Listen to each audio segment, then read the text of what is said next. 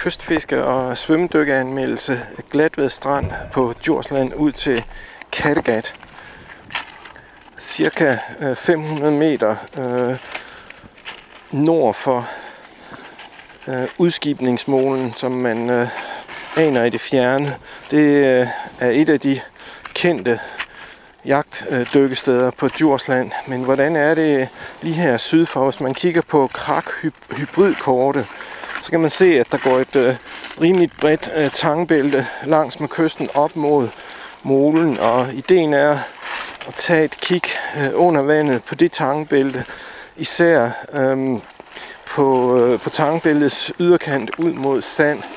Jeg har rimelig store forventninger til stedet her, fordi det er en topplacering på Djursland rent fiskemæssigt og også dykkemæssigt.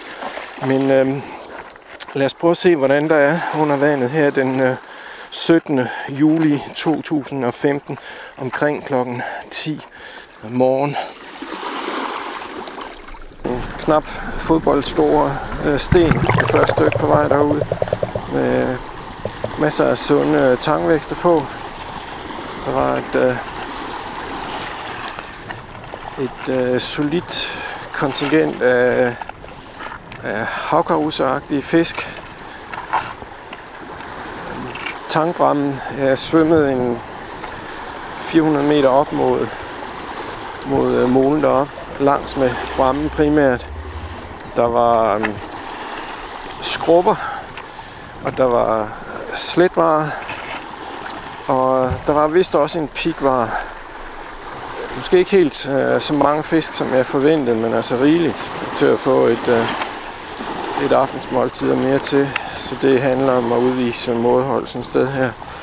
Det, der også var karakteristisk, det var, at der var mange tegn af fladfisk i sandbunden. Så der kan måske sagtens være flere herinde på et andet tidspunkt af døgnet. Formentlig så trækker fladfiskene ud og ind i nogle døgncykler.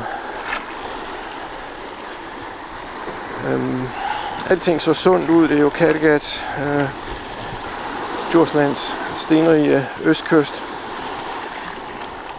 Der var strengetang, høj og frodig strengetang. Blandt andet også en del andre flotte tangarter, så jeg kan kun opfordre til, at man tager sit undervandskamera med, og også eventuelt bruger sådan en dykketur til at tage billeder. Fiskemæssigt er det her en af Djurslands gode kyster.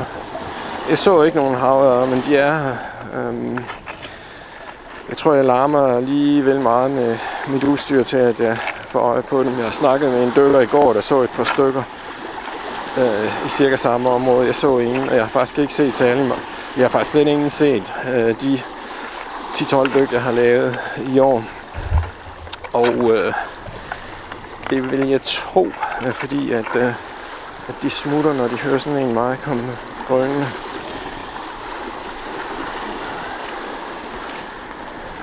Der var en eremitkrabs. Panorerer jeg lige rundt, sådan at vi kan bevæge os i den retning, jeg rent faktisk svømme. Altså, det er jo Kattegat herude, Sverige over på den anden side, og udskibningsmålen deroppe. En del fiskeyngel. Det er faktisk første gang, jeg for alvor ser sådan tætte stimer af fiskeyngel. Jeg tør ikke sige, hvilken type yngel det var. Kastemæssigt, der bliver det dybt hurtigt, og det er en af grundene til, at det er et godt sted at fiske. Det er klart, med det der strengetang, der kommer op, så vil blinkene kunne sætte sig lidt fast, men det er jo ikke noget, der giver alvorlige bundbid.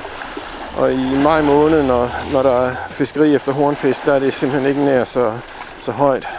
En del af det, jeg så, var i hvert fald 1,5 meters højde. Og det er noget, der er vokset op her i de seneste måneder. Altså, jeg kan anbefale stedet. Med hensyn til adgangsforhold, så er det bedste at køre op til stenmålen og stille bilen, og så eventuelt gå ned eller svømme ned. Jeg gør det, at jeg tager en cykel på trailertrækket, og så kan jeg cykle ind af de private veje. Der går en privat vej langs med kysten her. Og jeg har også monteret en lille kasse på bagagebæren, så jeg kan smide dykkerbly og andet tungt ned i den, så jeg ikke skal slæbe det i rygsækken. Det fungerer upåklageligt. Så en cykel på trailertrækket, det er et udmærket tip, hvis man vil ud nogle af de steder, hvor der ikke kommer så mange.